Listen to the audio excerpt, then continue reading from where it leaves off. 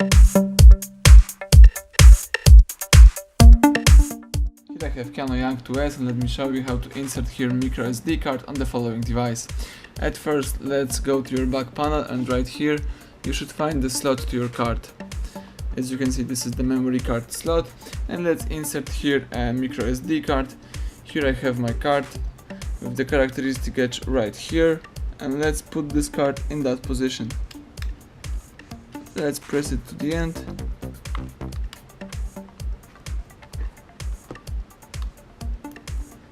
To hear the characteristic click, let me show you one more time. Let's press it to the end, and that's it. Now let's tap apps icon on your tablet right here. Let me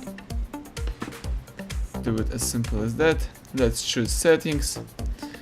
Under personal or under device, let's choose storage. Scroll down, and as you can see, the device is reading our SD card, so it means that you just insert your memory card perfectly. Thank you for watching. Please subscribe our channel and leave thumbs up under the video.